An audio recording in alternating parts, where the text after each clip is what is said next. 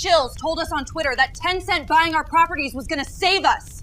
Now the fucking Chinese are about to buy us out completely, and we're all gonna be out of a job. I should have never fucking listened to you guys! Here they come!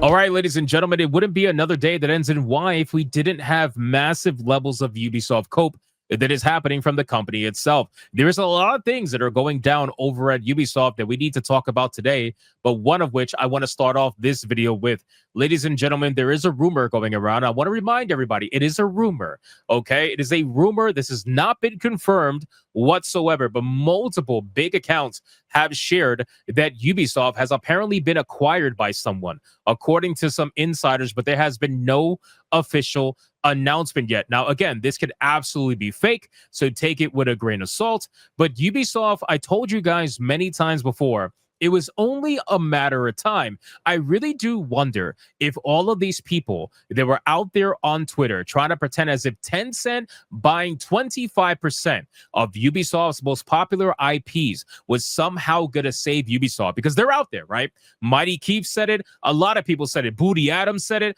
All these guys were saying that Ubisoft being bought out by Tencent by 25% is a win for Ubisoft and is going to allow Ubisoft to have a return to form. Meanwhile, they're all extremely quiet right now ever since Ubisoft has pulled their stock completely. You can't buy any Ubisoft stock right now, guys, and it's because something is going on. And we talked about this on a couple of live streams in the past. We said there's a lot of different outcomes that could happen right now, three of which are most popular outcomes, right? Number one, they're going completely bankrupt, right? Which I don't think is happening. Number two, they're being bought out by someone, right? Or number three, they're under some sort of major legal issues that they haven't discussed with the public yet. And these are not all mutually exclusive, right? So all of these can, well, not all of them. Bankruptcy can't happen at the same time of being bought out, but still, you can have legal trouble and still be getting bought out, or you can have legal trouble and still going bankrupt. It all depends. But there's something major going on with Ubisoft. They could even be going private, although I highly, highly doubt that, to be honest with you. It all depends on who's buying them. But with all that being said, we're going to go now to the cope and the reason why this company is being run into the ground. Again, I've said many times, Ubisoft's worst problem isn't the DEI nonsense, even though obviously it does have the DEI nonsense in there, and we all see it. We all know it. They have openly advocated for it. They've openly talked about it. They've openly said it. But the worst problem with Ubisoft is their business decisions. The worst problem with Ubisoft is the way the company is managed. The problem with Ubisoft is the head of Ubisoft, right? The Guillemot family is a big problem for the company. And the truth is that they rather take a lesser deal if it means they can stay in power. And that's exactly what they did with Tencent. Tencent promised them that they can run the ship as long as they get 25% of their most popular IPs in a brand new subsidiary separate from Ubisoft. And like I mentioned many, many months ago, Tencent knows exactly what they were doing. Tencent knew from the beginning that they knew like what they were doing. They knew they were going for the slow death. And everybody who was out here trying to say this is going to be the savior of Ubisoft, you guys have no idea how Tencent eventually acquires a lot of major studios, and it's because they go the slow, methodical approach where they kill you very slowly until they could buy you for cheap. Ubisoft says that people are playing fewer games, which makes new games struggle to stand out. Guys, I have never seen this level of cope from a massive company like Ubisoft ever. I mean, we're talking about a company that has put out some of the biggest IPs that we know in gaming, and they're out here trying to convince everybody that people are playing fewer games, which is why nobody's buying our shitty games.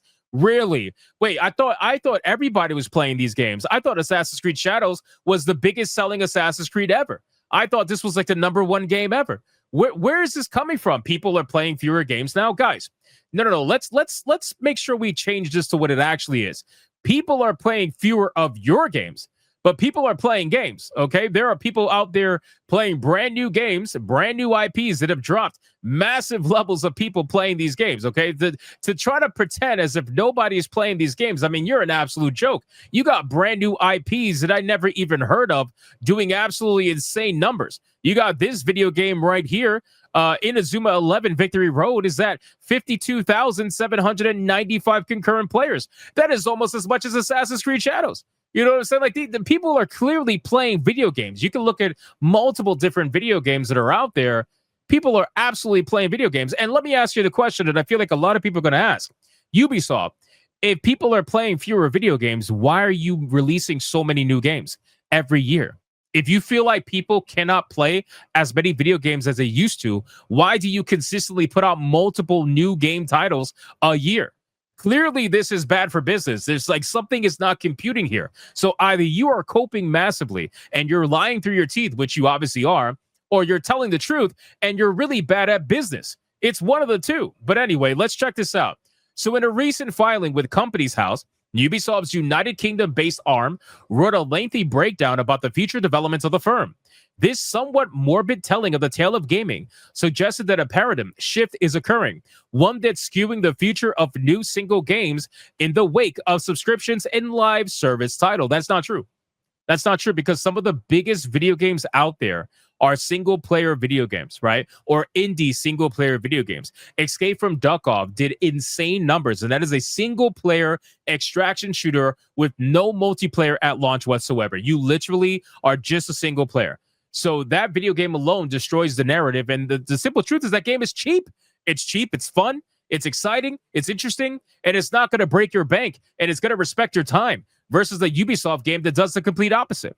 Wasting no time, Ubisoft's representatives directly said that consumers are playing fewer games and that ones that they do play, they're playing for longer, which means that new single releases are struggling to compete and achieve the sales that they may have once had.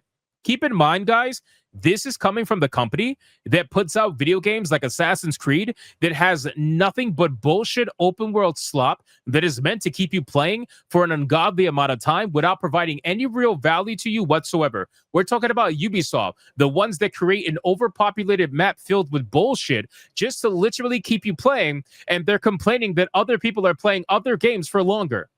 Why don't you put out a single player game that respects people's time and is a fun ride for like, maybe 15 hours, 20 hours, give or take? Why do you gotta be the 100-hour game that fills your ridiculous map with nonsense and nobody cares about? Anyway, in a recent report filed in the United Kingdom on November 13th, thanks to RPS for the spot, the dull and meager outlook on the games industry was published for all to see. Ubisoft isn't happy with how hot trends are unraveling. The traditional full game model of selling a single $50 or $60 game to a consumer as a one-time purchase continues to become less ubiquitous with multi-game subscription services, long-running games as a service titles, free-to-play games, and cloud streaming offerings, all providing new and attractive ways for consumers to access gaming content. Are you kidding me? You guys are literally the ones that fill your video games with microtransaction bullshit.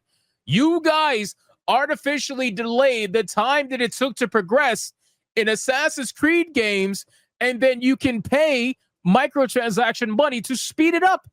So now you're angry that other people are doing what you started better?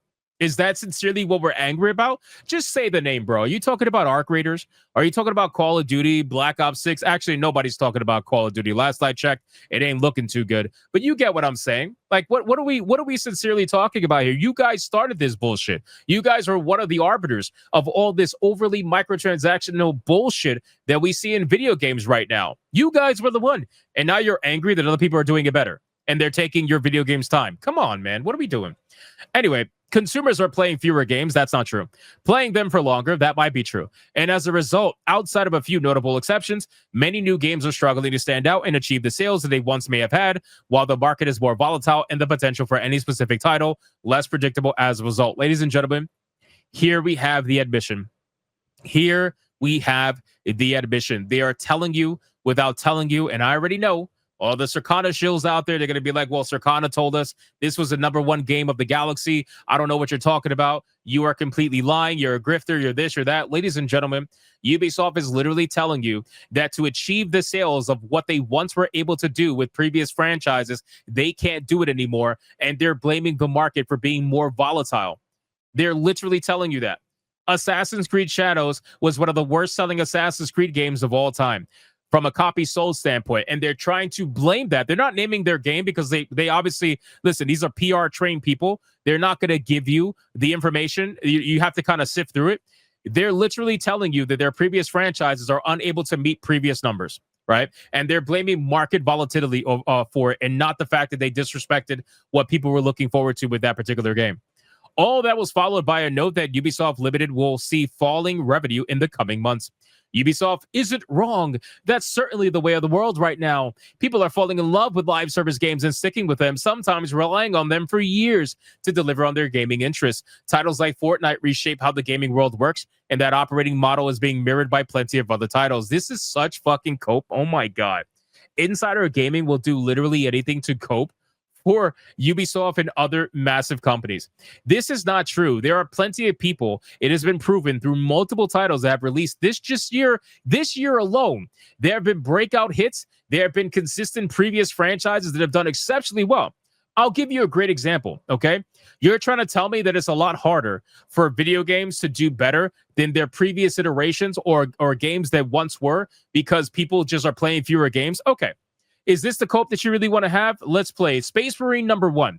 When Space Marine #1 came out, Space Marine #1, 14 years ago, hit 15,653 concurrent players on Steam. Okay? 14 years ago. This is the first iteration of Space Marine. I love the game, by the way. Space Marine 2. I also love the game, by the way.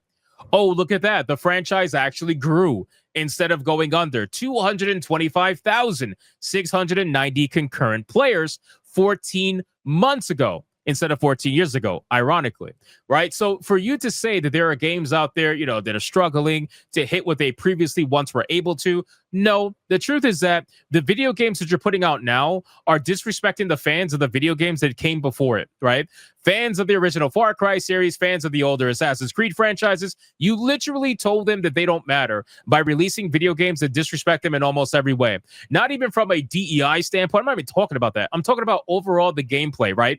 You took Assassin's Creed and you tried to turn it into a mini RPG to try to get people to play longer and to also sell microtransactions. That is disrespecting their time. That is disrespecting their intelligence as Assassin's Creed fans. And then you double down on it with the recent iteration. And on top of that, you introduce some bullshit that nobody asked for in a Japanese-oriented Assassin's Creed game. So you have made some really bad business decisions that have completely eaten up all your franchises to the point where you thought you were being bought out and saved by Tencent. But the truth is that you just aren't. You haven't. And then they say, and yes, free-to-play games and subscription services are saving people money in some cases when compared to buying full-price premium releases multiple times a year. Listen, man, if you're unaware, okay, for those of you watching this video, most live service iteration of video games flop. For this entire thing to be true, that must mean that live service video games are thriving. They're not. They're not. There are video games that are breakout titles like Arc Raiders, for example, right? That is doing very well. Arc Raiders is doing fantastic. Everybody knows it. Great on them. 481,000. They hit an all-time peak again yesterday. The number keeps going up and up and up and up and up. It's unbelievable, right? But the truth is that most live service video games, they fail. How many live service video games have come out that have failed? I guarantee the number's like 10 to 1. 10 failures for every one success. Honestly, it's probably more than that. It's probably 20 failures for every one success. PlayStation canceled 8 out of 12 live service games just this year alone. 8 out of 12, which clearly means that live service isn't actually thriving the way that they say that it is. The truth is that only some are better, and I should say only some are good, and most are pretty fucking trash, just chasing a trend or whatever the case may be. People are looking for good quality single player games, and you trying to blame live service video games for why your single player games are not selling, instead of looking within yourselves and saying, gee, maybe I'm the problem, maybe we are the problem as to why the game is not selling. That just shows me exactly where the mindset is of this company. Instead of taking accountability, which you guys never seem to do, you decide to point the finger at someone else and say, well, it's their fault. It's the live service game fault. It's the fact that people are too poor to buy video games now. It's the fact, whatever bullshit you want. It's unbelievable at this point. You guys are honestly pretty pathetic. So we're going to see if this ends up being true. And again, this is just a rumor. We don't know if this is fact yet. So please take it with a massive grain of salt. But at this point, considering that they have completely taken down their stock, to be purchased, I think it's pretty obvious that something big is happening at Ubisoft, and it's only a matter of time before we find out. So let me know what you guys think in the comments down below about this entire cope from Ubisoft. Do you agree with them? It's okay if you do. Do you agree with them that live service games are ruining single player games? Or do you disagree with them. Whatever it may be, leave your thoughts in the comments down below. Thank you guys so much for watching this video. And if you enjoyed it, consider hitting that like and subscribe. And I will see you guys on the next one.